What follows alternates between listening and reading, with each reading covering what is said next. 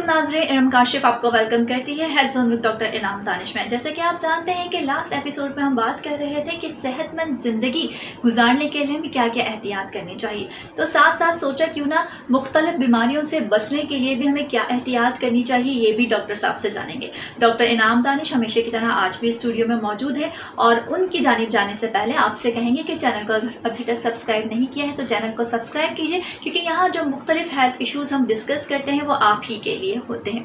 चलते हैं डॉक्टर साहब की जानिब। अस्सलाम वालेकुम। जी वालेकुम सलाम इरम, और नाज़रीन को भी अस्सलाम वालेकुम। डॉक्टर साहब, सबसे पहले तो मैं आपसे ये जानना चाहूँगी, क्या ऐसी एहतियातें हैं जो हम कर सकते हैं मुख्तलिफ बीमारियों से बचने के लिए? कहते हैं कि एहतियात इलाज से बेहतर है। ये चीज़ काफ़ी देर से समझ में आई। स्कूल के ज़माने में जब फेयरवेल हुई तो मैंने अपने टीचर को बुक दी, ऑटोग्राफ बुक, के भी आप उसके ऊपर कुछ लिख के दें। उन्होंने लिखा कि एहतियात इलाज से बेहतर है। तो मुझे बड़ी हैरत हुई। मैं उस वक्त तो आदमी यही सोचता है कि कोई अल्लामा इकबाल का शेर होगा, कोई शाहीन का, कोई खुदी का, कोई इस टाइप का। लेकिन जब उन्होंने लिखा कि एहतियात इलाज से बेहतर है तो उस वक्त तो मुझे थोड़ा सा और लगा, लेकिन आज जाके वो समझ में आ गया कि वो क्या कहना चाहते हैं। बीमारियाँ देखिए जब अपना असर करती हैं, नुकसान होता है और फिर वो कुछ कॉम्प्लिकेशन भी छोड़ के चली जाती हैं। हमारी लाइफ वो क्वालिटी ऑफ लाइफ वो नहीं रहती जो बीमारी से पहले है। तो इसलिए हम बीमारी से जिस हद तक बच सकते हैं वो बचते हैं। आज का हमारा यही टॉपिक है कि क्या हम इन बीमारियों से बच सकते हैं।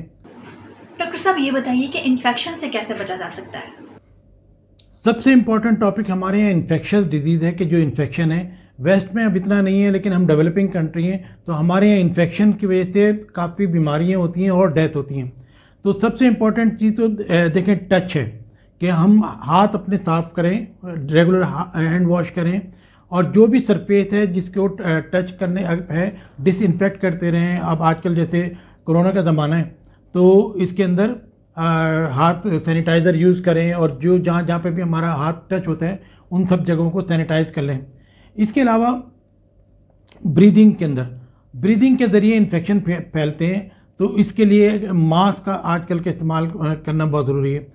मुझे लोग जो है बहुत मोहतात समझते हैं, और लेकिन मैं ये देख रहा हूँ कि अल्लाह का शुक्र है कि अल्लाह ताला ने मुझे अभी तक बचाया है कोरोना से। मेरे तकरीबन मोस्टली जो फैमिली के ख़ानदान के लोग हैं वो अफेक्टेड हो गए हैं। उसकी वजह वही है कि वो एहतियात नहीं करते, मास्क नहीं पहनते, वो इसको समझते हैं कि कोई गैर ज़रूरी चीज़ है। तो डे बाय डे सबका सुनने में आता है वो भी इन्फेक्टेड हो गया, वो भी इन्फेक्टेड हो गया, वो भी इन्फेक्टेड हो गया। तो ये एहतियात जो है बहुत ज़रूरी है, मास्क पहनना बहुत ज़रूरी है। फिर जो लोग बीमार होते हैं तो तीमारदारी करना बड़ी अच्छी बात है, लेकिन बेहतर ये है कि आप टेलीफोन पे कर लें तीमारदारी, और जब वो ठीक हो जाएं, बेहतर हो जाएं, तब जाके मिलें। बीमार लोगों से इस कंडीशन में मिलना नहीं चाहिए क्योंकि वो इन्फेक्शन फैलने का ख़तरा होता है। सबसे ज़्यादा जो इन्फेक्शन सांस के ज़रिए फैलता है वो है फ्लू, नज़ला खांसी जो होता है। तो ये भी एक ऑब्ज़र्व करने में आया है कि मुझे इस साल फ्लू नहीं हुआ क्योंकि मैं मास्क पहन रहा था, तो कोरोना की वजह से, प्रिकॉशन की वजह से। तो फ्लू जो नज़ला खांसी वासी है ये एक से दूसरे को लगता है और इसमें मास्क का बड़ा रोल है। तो एहतियात करें कि अगर आपको खांसी है तो अपने घर पे रहें, एहतियात, और क्राउड के अंदर ना जाएं।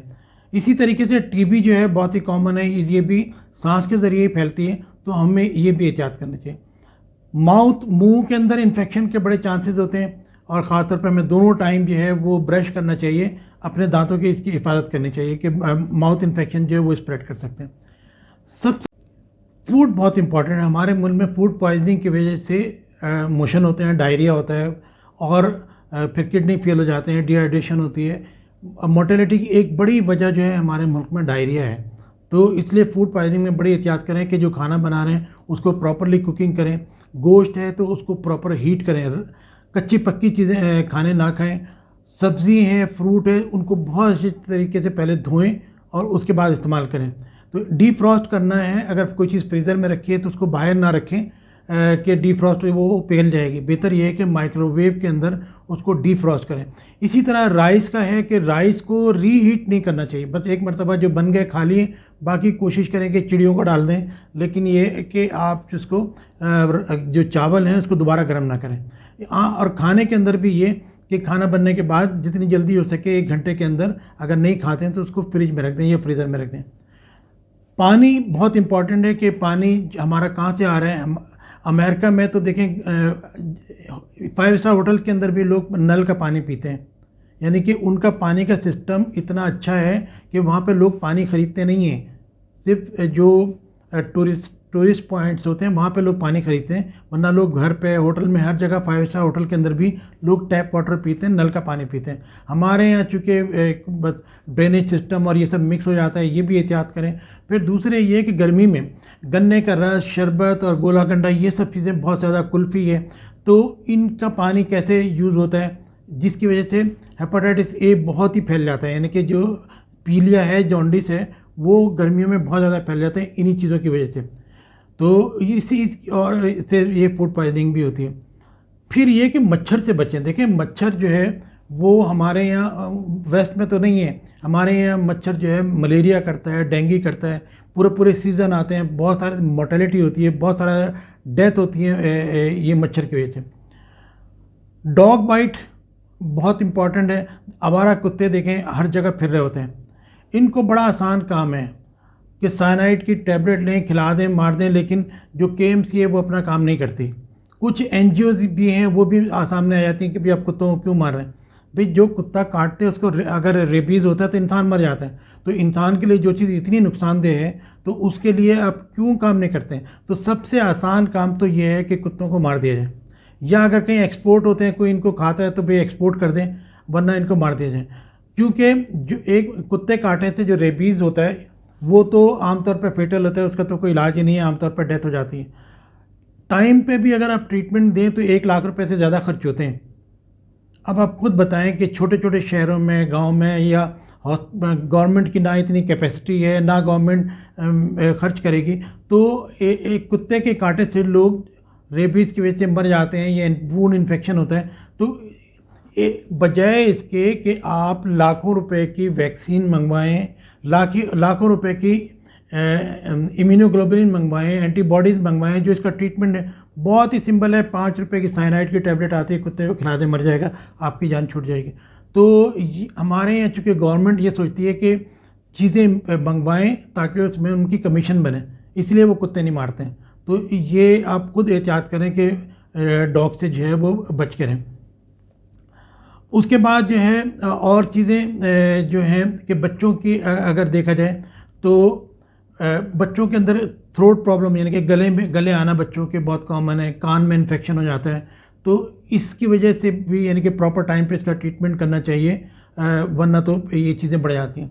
एंटीबायोटिक का जहाँ तक यूज़ है, हम जहाँ पे नज़ला होता है फौरी तौर पे हम एंटीबायोटिक ले लेते हैं। वेस्ट में आप एंटीबायोटिक डॉक्टर की प्रिस्क्रिप्शन के बगैर नहीं ले सकते। यही वजह है कि हमारे यहाँ इतना मिसयूज़ हो रहा है एंटीबायोटिक का, कि जो सिंपल एंटीबायोटिक जो सस्ती थी, एम्पिसिलिन, एमॉक्सिसिलिन, अब तो वो काम ही नहीं करती हैं। अब तो हमारे पास जो एंटीबायोटिक्स हैं वो आमतौर पे 500 से 1000 रुपये से ज़्यादा ही है कि जो इंजेक्शन फॉर्म के अंदर है वो काम कर रही होती हैं। और कभी कभी तो बहुत ही मुश्किल हो जाती है कि तकरीबन हर चीज़ से रेजिस्टेंस आ रही होती है और वो काम नहीं कर रही होती। तो ज़राए करम ये कि एंटीबायोटिक को मिस यूज़ ना करें, और अगर जो डॉक्टर ने टाइम बताया 5 दिन 7 दिन का कोर्स, वो पूरा करें। अच्छा डॉक्टर साहब, मज़ीद कोई इक़दाम हैं जो हम कर सकते हैं जो इन्फेक्शन से हम बच सकते हैं? अपनी पर्सनल चीज़ें शेयर ना करें, जैसे खाने के बर्तन है, रेज़र है, टॉवल है, तो तौलिया वगैरह जो है, ये अपनी जो है पर्सनल चीज़ें, ब्रश है, ये शेयर ना करें, क्योंकि इससे इन्फेक्शन फैलने का ख़तरा होता है। ख़ास तौर पे आप देखें कि हेपेटाइटिस B और C जो है वो बहुत ही कॉमन है, कुछ नहीं मालूम कि क्या पूरे शहर इन्वॉल्व है, एक वबा की सूरत है। और इसकी ज़्यादातर या तो ये जो शेविंग की वजह से होता है कि भाई वो ब्लेड वो यूज़ करते हैं, या और जो लोग जो है नाक कान अपना वो साफ़ करा रहे होते हैं बाहर गली में, रोड पे बैठ के, और न जाने कितनी ऐसी चीज़ें हैं जिनकी वजह से ये इन्फेक्शन फैल रहे हैं। तो अपनी पर्सनल हाइजीन का ख्याल रखें और इनसे बचें। फिर एक और जो चीज़ है वो है वैक्सीनेशन। टाइम पे जैसे बच्चों की टाइम पे वैक्सीनेशन कराएं, वो इन्फेक्शन से बच जाते हैं। आम तौर पे सबको इन्फ्लुएंजा वैक्सीन हर साल करानी चाहिए। नमूने की वैक्सीन एक मरतबा जो है वो लाइफ में करनी चाहिए, ताकि आप इन चीज़ों से बच सकते हैं। सेक्चुअली ट्रांसमिटेड डिजीज़ ये भी अनकॉमन नहीं है पाकिस्तान में। हमारे पास गोनोरिया के अच्छे खासे केसेस हैं, पाकिस्तान में HIV के, एड्स के अच्छे खासे केसेस हैं। तो सेफ सेक्स रखें, अपने पार्टनर तक महदूद रहें और जो है इनसे आप इन बीमारियों से बच सकते हैं। यहाँ मैं ये जानना चाहूँगी कि दिल की बीमारियों से बचाव कैसे मुमकिन है? हार्ट डिजीज़ से हम कैसे बच सकते हैं? देखिए, इन्फेक्शन जो मैंने आपको बताया, डायरिया वायरिया, ये काफ़ी पाकिस्तान में कॉमन है, लेकिन दुनिया में सबसे ज़्यादा डेथ पाकिस्तान में भी जो है वो हार्ट डिजीज़ से होती है। क्योंकि दिल की जो बीमारियाँ हैं या फालिज हैं, ये अमूमन